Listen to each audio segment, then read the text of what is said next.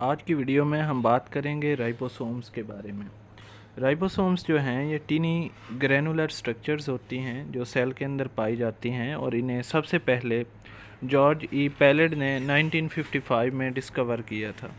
अगर हम राइबोसोम की स्ट्रक्चर की बात करें तो इसमें दो चीज़ें हैं या दो इसके मेन पार्ट्स होते हैं। एक राइबोसोम जो है उसका लार्जर सब यूनिट होता है जो कि यूकेरियोट्स के अंदर जो है उसकी अगर हम वैल्यू की बात करें तो वो होती है 60S। और ये प्रोकैरियोट्स के अंदर जो है ये जो यूनिट होता है राइबोसोम का प्रोकैरियोट्स में ये होता है 50S। दूसरा जो सब यूनिट होता है राइबोसोम का जिसे हम स्मॉल राइबोसोमल सब यूनिट कहते हैं, ये प्रोकैरियोट्स के अंदर होता है हमारे पास 30S और यूकैरियोट्स के अंदर ये होता है हमारे पास 40S। तो ये है राइबोसोम के बारे की स्ट्रक्चर के बारे में। इन डिटेल जो है हम राइबोसोम को जो है आज की वीडियो में डिस्कस करेंगे। मेन इसके दो पार्ट्स होते हैं, लार्ज सब यूनिट जो कि पेप्टाइड बांड बनाता है और स्मॉल सब यूनिट जो है जो कि मैसेंजर आरएनए के साथ जाके अटैच करता है और प्रोटीन सिंथेसिस में राइबोसोम जो है वो रोल को प्ले करता है। राइबोसोम को जो है डिस्कस करते हैं। सबसे पहले जो है राइबोसोम की जो डेफिनेशन है, टाइनी ग्रैनुलर स्ट्रक्चर जो कि पाई जाती है सेल के अंदर। टाइनी ग्रैनुलर स्ट्रक्चर छोटी दानेदार साख्तें जो सेल में होती हैं उन्हें हम राइबोसोम कहते हैं और इसकी खासियत यह है इस ऑर्गेनेली की कि ये प्रोकैरियोट्स और यूकैरियोट्स दोनों के अंदर जो है मौजूद होती हैं। अगर हम राइबोसोम की तादाद की, राइबोसोम के नंबर की बात करें तो ये डिपेंड करता है कि जिस सेल को हम देख रहे हैं वो एक्टिव कितना है, प्रोटीन सिंथेसिस में कितना रोल वो प्ले कर रहा है। तो यूकैरियोटिक सेल जो है, जो एक एक्टिव रेप्लिकेटिंग यूकैरियोटिक सेल होता है, उसमें राइबोसोम की जो तादाद है वो 10 मिलियन होती है। और अगर हम ई कोलाई बैक्टीरिया की बात करें, उसके सेल की बात करें, तो उसमें राइबोसोम की जो तादाद है वो 15,000 तक होती है। अक्रेंस की बात करें कि राइबोसोम जो है वो कहाँ कहाँ पाया जाता है, तो उसमें हम देख सकते हैं कि राइबोसोम जो है ये दो तरह से मौजूद हो सकता है। या तो फ्रीली फ्लैटिंग होंगे, साइटोप्लाज्म के अंदर मौजूद होंगे, या फिर जो है ये अटैच होंगे रफ एंडोप्लाज्मिक रेटिकुलम के साथ। तो फ्री फ्लैटिंग ये जो है बैक्टीरिया के या प्रोकैरियोट्स के साइटोप्लाज्म में भी हो सकते हैं, यूकैरियोट्स के साइटोप्लाज्म में भी हो सकते हैं, लेकिन बाउंडेड फॉर्म में जो है ये रफ एंडोप्लाज्मिक रेटिकुलम के साथ ही अटैच होंगे।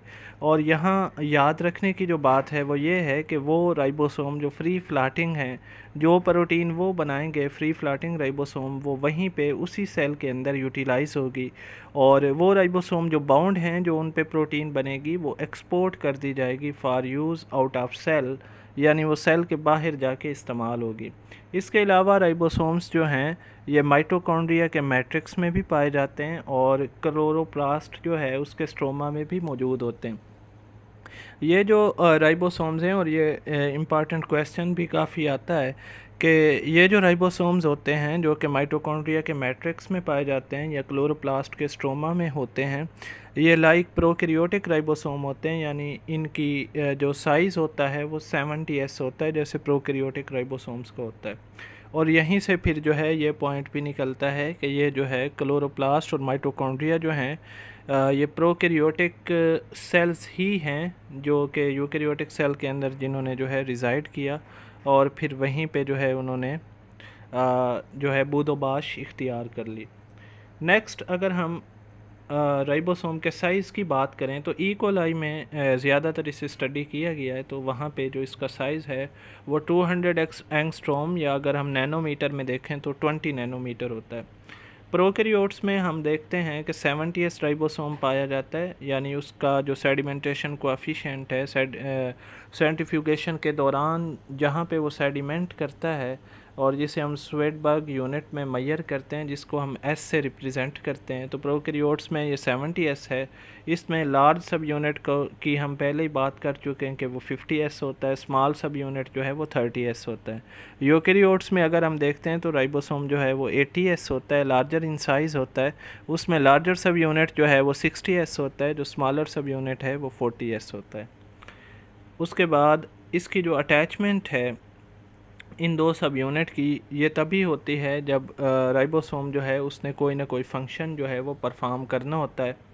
और ये अटैचमेंट जो है ये दो चीज़ों से कंट्रोल की जा सकती है। यहाँ पे मैंने उन्हें बोल्ड में शो किया है। या तो मैग्नीशियम आयंस जो हैं इन दो सब यूनिट्स की अटैचमेंट को कंट्रोल कर रहे होते हैं, या साल्ट बॉन्ड्स जो हैं वो इस अटैचमेंट को कंट्रोल करते हैं। अब ये साल्ट बॉन्ड्स जो हैं ये कैसे बनते हैं, ये एक राइबोसोम जो है वो आरएनए और प्रोटीन का बना होता है। तो ये साल्ट बॉन्ड जो हैं आरएनए के फास्फेट ग्रुप और जो प्रोटीन है उसके अमीनो एसिड्स के दरमियान बनते हैं। तो ये दो चीज़ें जो हैं इनकी अटैचमेंट जो है सब यूनिट्स की उसको कंट्रोल कर रही होती हैं कि इनमें मैग्नीशियम आयंस हैं और दूसरे जो हैं साल्ट बॉन्ड्स हैं, या ये दोनों भी हो सकते हैं जो इस अटैचमेंट को कंट्रोल करते हैं। इसके बाद जो है प्रोकैरियोट्स में जो है इसमें 40% अगर हम इसकी कंपोजिशन की बात करें राइबोसोम की, तो 40% प्रोटीन होती है, 60% राइबोसोमल आरएनए होता है। जबकि यूकैरियोट्स के अंदर राइबोसोमल आरएनए और प्रोटीन जो है इनकी मिकदारें जो हैं वो तकरीबन बराबर होती हैं, आलमोस्ट इक्वल होती हैं। फंक्शन की अगर हम बात करें तो राइबोसोम जो हैं जो मेन रोल प्ले करते हैं वो प्रोटीन सिंथेसिस के अंदर रोल प्ले करते हैं। इसके अलावा इसके इंडिविजुअल पार्ट्स के अगर हम फंक्शन की बात करें तो जो स्मॉल सब यूनिट है वो डी कोड करता है मैसेंजर आरएनए को, यानी मैसेंजर आरएनए को जो है अटैच भी करता है और उसकी इंस्ट्रक्शंस जो हैं उन्हें एक्सपोज भी करता है, ताकि उन हिदायत के मुताबिक अमीनो एसिड को तरतीब दिया जा सके और इस तरतीब से प्रोटीन बनाई जा सके। लार्ज सब यूनिट जो है ये पेप्टाइड बॉन्ड बनाने में रोल प्ले करता है। इसके अलावा राइबोसोमल आरएनए जो कि इसका हिस्सा होता है वो इंजाइमेटिक एक्टिविटीज़ जो हैं प्रोटीन सिंथेसिस के अंदर जो इंजाइमेटिक एक्टिविटीज़ हैं या इंजाइम की मदद से होने वाली सरगर्मियां हैं उन्हें कंट्रोल करता है। और राइबोसोमल प्रोटीन्स जो हैं ये स्ट्रक्चरल रोल प्ले करते हैं, यानी राइबोसोम जो है उसकी स्ट्रक्चर को डिटरमिन करती हैं। तो ये था हमारा आज का टॉपिक जो कि राइबोसोम्स के बारे में था। इसमें एक टर्म है पॉलीसोम की, तो वो भी बहुत इम्पॉर्टेंट है। जब बहुत से राइबोसोम्स जो हैं वो किसी एक मैसेंजर आरएनए के साथ जो है अटैच हो जाते हैं तो उसे हम पॉलीसोम या पॉलीराइबोसोम कहते हैं। That was all about ribosome.